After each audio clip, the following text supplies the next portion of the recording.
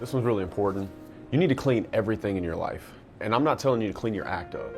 I'm gonna simply state to you why keeping everything in your life clean is gonna make your life substantially easier. You want a cheat code? This is it. Wear clean clothes. Take a shower. I joke all the time. I tell guys, I say, look, man, if you wanna be in the probably 85 percentile of men, take a shower and have a job.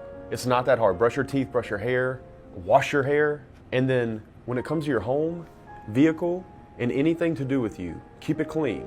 No girl wants to come to your house and sit in the bathroom and your underwear's on the floor, there's toothpaste everywhere. She feels like she's in a frat house. And let me tell you something about a woman. It's about how you make her feel. It's about how you make any person feel. And if she feels like she's in a frat house, then it feels like she's a whore. And as far as your day-to-day, how you dress and you groom yourself, it's going to be substantially easier to get the respect of men and people in your workspace and get a job and be promoted if you treat yourself with that kind of respect. It's a direct reflection of the love that you have for yourself. So it's very, very, very important that you keep yourself clean. You keep your house, your room, your common space, your kitchen clean. You keep your vehicle clean, because perception is absolute reality. And it's how you make people feel when they're around you and around your spaces. Don't mess this up. It's one of the easiest things you can do in life to get ahead. And I genuinely believe that. Yeah. And so the reason I say that nobody's coming to save you, and I say it so loudly and almost in a way like I don't even care, is because I really feel like we've told young men that if they try hard, if they will get their feelings hurt, otherwise it's all going to be okay. It is not going to be fucking okay. Yeah. It is not going to be okay, bro. You can try your best. You can do as best. You can work as hard as you want. If you do not create results, you are going to fucking fail, and it's going to hurt. Yeah. It's going to hurt bad. And don't let me be the one to love you passively. You, it's going to hurt. Yeah. Nobody's coming. So I'm a big believer in the best day of your life is the day where you can really accept and realize that and smile because you know you want the ball in your court. Yes. If it's game 7 in your life and you're not Michael and you don't want to act like Michael Jordan, if you're not, no, give me the fucking rock. It's mine. Sorry. Of course it's mine. Yeah. It's my ball. I'm shooting the fucking ball. Nobody's shooting the ball for me. I want the ball in my court. Give me the fucking rock. If you don't feel that way, you need to go see the man in the mirror. Yeah.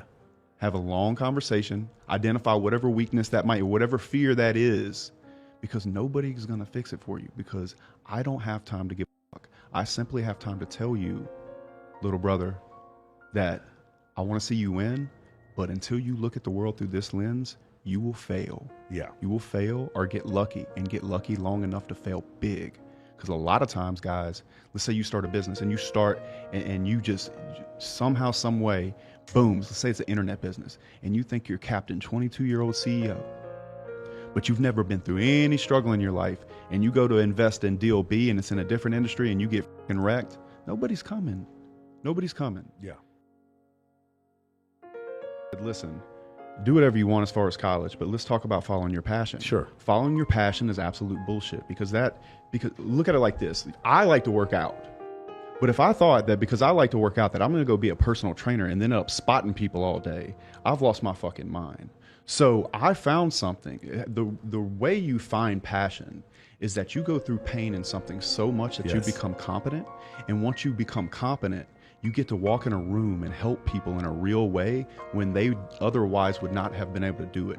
Then you become passionate. So you go through pain to get to competence, and then you find passion and fulfillment in being able to help someone do something they otherwise could not have if you would not have suffered through that pain. Most people do it the other way. They start with the passion, and then they start with the passion, and then they end up like trying to start an OnlyFans management agency with no experience or whatever, or they're selling Bitcoin and they have no idea what they're talking about. And they fail. And Yeah. I think that's another really, outside of not understanding how businesses run and having entrepreneurial seizures and not understanding systems, etc. I think that's another reason businesses fail. Yeah. Is because they start off with this pie in the sky idea of something they think they like to do, and then they realize that actual thing they like to do is only 1x in an overall formula that actually makes a successful business. And you could take that X out and put in Y, and most businesses will run pretty well. And so they think they're going to do this one little thing that they think they like to do, et cetera, et cetera. And then they get burnt out real quick when ARs are too high, accounts payables late. They got people not showing up for work. They haven't built a culture, and they haven't built any systems, and they just get wrecked, overwhelmed, and then it's over. Yeah. It's over.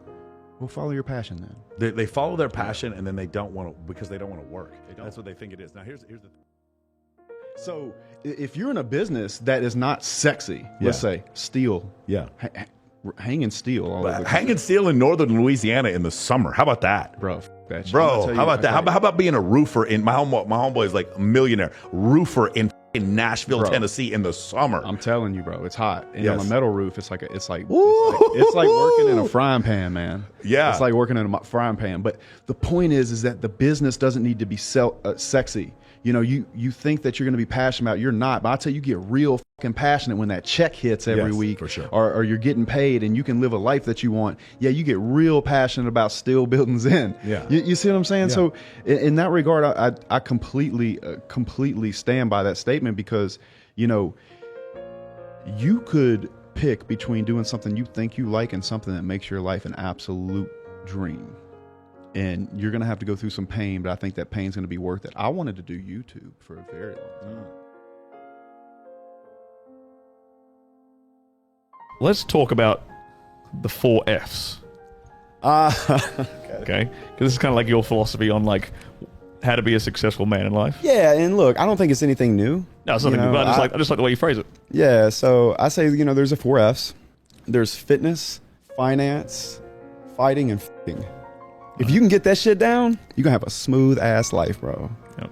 I've pretty much lived my adult life with those things in mind. I feel like it could be argued when it comes to the fighting, but I think fitness is first. Right. I think that actual fighting is very primal. Explosive strength matters. Athletic, you know, things like that. But I do think fitness first. And then it's kind of, you know, how you want to deal with those last 3, because the first one with fitness goes into all of them. I think they're very close, but you know, the discipline from fitness allows you to have discipline in everything else. And everything else, because you have to go through physical pain. Yeah. I'd probably go, you know, you could say fighting, finance, but I could see you switching that out and making a great point for any.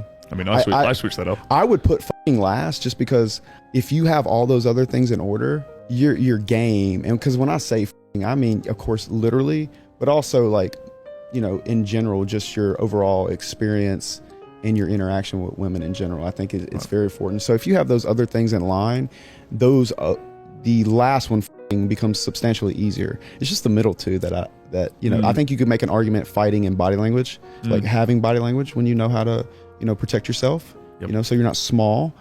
But also I think finance can handle a lot of things as well. So yeah, guys will carry them, like a guy who has like a lot of money in the bank carries himself a certain way, and Absolutely. So does a guy who can beat the crap out of you. Right. He also carries himself a certain way.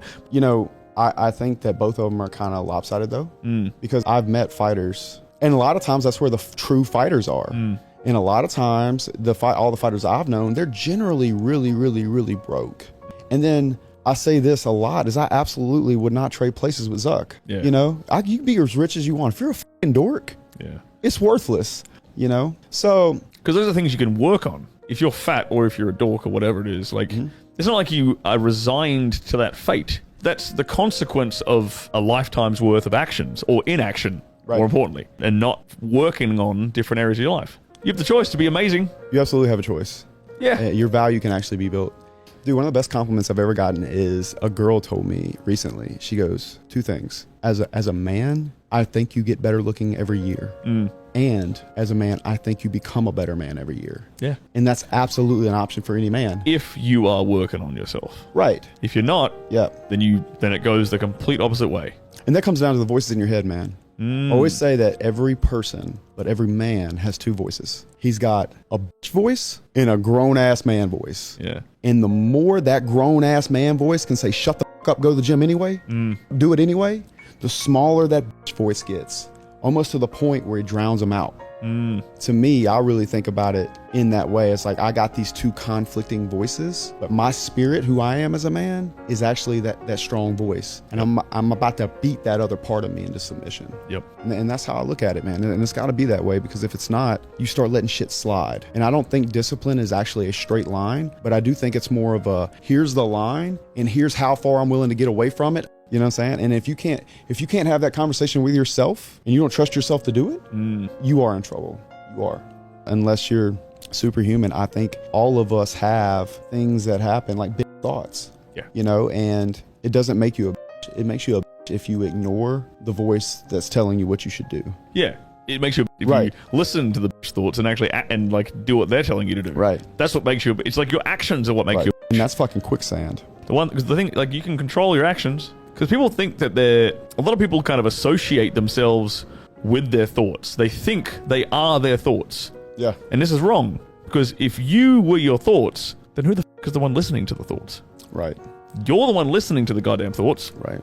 The thoughts are just these things that pop up in your brain from time to time. Right. I'm obviously not talking about like deliberate conscious thoughts, like what's 1 + 1 = whatever. Yeah. I'm talking like this shit that creeps in your mind, like these doubting voices, or these like, man the fuck up and get this kind of voice. Right. And yo, man, but you aren't either of them. No. You're the sum of the actions that you take. You're in the center of them commentating the situation. Oh, you need to shut up, let's go.